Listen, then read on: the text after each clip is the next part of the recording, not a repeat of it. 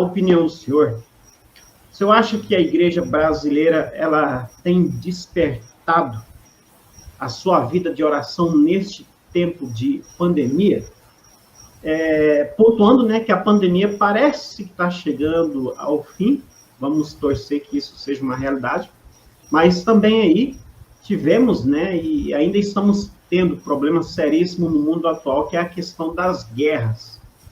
Mas, diante desse quadro, né, tenebroso que nós estamos vivendo, em que os dias são difíceis, qual que é a opinião do senhor nesse contexto? Eu acho que a igreja, ela, de fato, ela despertou, ou ela melhorou, ou ela foi bem e agora parece que ela está ainda meio acomodada. Qual que é a opinião do senhor? Olha, é com muita dor no coração e com muita tristeza que eu digo para vocês, irmãos e irmãs, que a igreja, na realidade, ela retrocedeu. Nós deixamos de orar. Isso é tão visível, basta a gente ver que as igrejas estão, na sua grande maioria, vazias, o pessoal não tem voltado na sua totalidade. Outra coisa, quando a gente faz reuniões de oração, a gente vê o número de pessoas tão pequenas que querem orar. São 7, 8 pessoas que querem participar da vida da igreja através da oração. São muito poucas pessoas. Então, a igreja brasileira, e grandes pregadores têm dito isso, nós estamos precisando, irmãos e irmãs, de um reavivamento. E esse reavivamento só vai acontecer na igreja brasileira, na IPI do Brasil, a partir do momento que o povo voltar a orar, o povo voltar a ajoelhar, a dobrar os joelhos e orar, clamar ao Senhor por um avivamento, para que o Espírito Santo de Deus invada a nossa vida, o nosso coração, a nossa alma, que ele desça sobre as nossas casas, né, para que a gente seja despertado para a oração. Quando a gente fala lá de Pentecostes, eles estavam fazendo o quê na descida do Pentecostes? Orando. Então, não tem como. Ou a igreja tem uma vida de oração, se ela quer crescimento, tem que ter uma vida de oração. Se ela quer prosperidade, ela tem que orar. Precisamos de oração. Tudo na vida. Se você quer saúde, é através da oração. A oração transforma a nossa vida, sara as feridas. A oração nos faz chegar cada vez mais perto de Deus. Então, a igreja brasileira, pastor Ademir e meus irmãos, está, infelizmente, calada, quieta, tem orado muito pouco. Precisamos voltar a orar, como dizia antigamente, o povo orava e a igrejinha dos milagres crescia e crescia, porque o povo estava em oração. Eu lembro...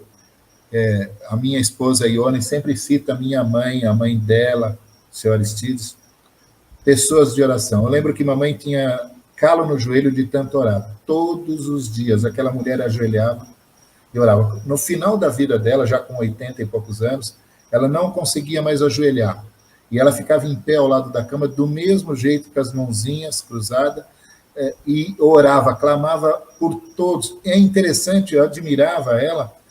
Ela não tinha estudo nenhum, mas ela lembrava de todas as famílias da igreja e clamava pelas pessoas, pelos filhos, para cada nora, genro, neto, bisneto e o povo da igreja. Ela tinha uma vida de oração mesmo.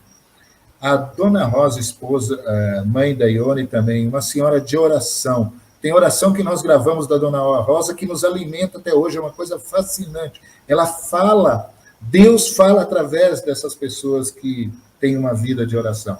A gente ouve a voz de Deus através dessas pessoas, através da oração. Então, infelizmente, a igreja brasileira precisa ser despertada urgentemente a voltar a orar, a clamar ao Senhor.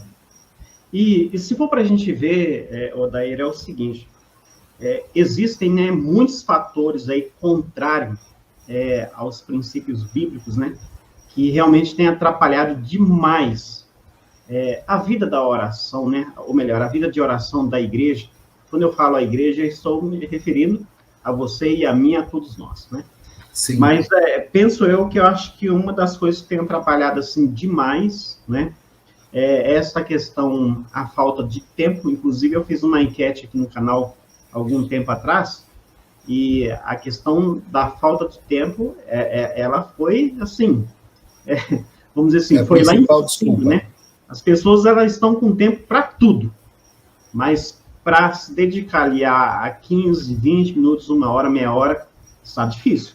Agora, nós temos também uma outra questão que é muito preocupante, que é a questão, né, do uso abusivo das redes sociais, porque é mais fácil a gente ficar aí 2, Mais 3 horas fácil. nas redes sociais e a gente separar ali um tempo, né, para orar e para ter um momento devocional. E isso é muito preocupante, porque vamos pensar assim, ó, a geração passada não tinha tantas variáveis, né, que nos tirava assim tanta atenção. E hoje esta chuva de informações, né, é tanta coisa ao mesmo tempo, parece que a vida de oração ela tem ido para o espaço. E é uma luta vencer isso, não é, Odair? Eu vejo assim, o povo de hoje, eles passam a responsabilidade de orar para os outros. Uhum. Então, dizendo assim, ó, eu não quero ter a responsabilidade da oração. Se der certo, glória a Deus. Se não der certo, foi porque o Odair, porque o pastor Ademir orou e a oração deles não foi. Então, eles tiram a responsabilidade deles de orar, porque a oração é legal que outras pessoas intercedam por você, mas você deve orar por você mesmo. É uma intimidade, você tem que orar para ter uma intimidade com Deus. A oração do reverendo Ademir é maravilhosa, mas a minha, eu orando por mim, eu clamando a Deus pela minha vida e o Senhor pela sua, é uma questão de intimidade mesmo com Deus, né? É legal você pedir para os outros orar por você, mas interceda por você mesmo. Peça a Deus que te dê sabedoria, inteligência, né? Para que você abra seu coração e sua mente para receber Jesus Cristo, né? E outra coisa, nos dias de hoje é tudo imediatismo, né? Tudo. Então, muitas pessoas deixaram de orar porque assistem, né? Se alimentam, me perdoe, de muita porcaria na televisão, na rede social, no YouTube da vida, e eles querem um Deus que seja um Deus rapidinho. Aqui agora, né? Um Deus fast food, né? Que fala que me atenda agora, e se ele demorar muito, eu não vou mais, né? Então é complicado. E o que aconteceu? O povo, na realidade, agora se tornou cliente de Deus, né? Ele não faz mais parte do corpo de Cristo, ele é cliente de Deus. Ele tem que me dar, como muitos pregam por aí, né? Porque eu sou filho dele, ele tem a obrigação de me dar.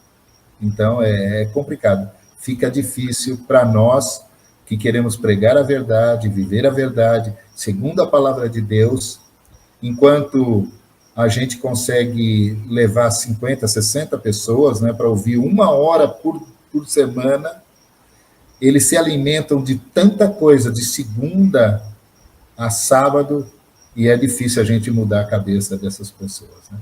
Muito complicado.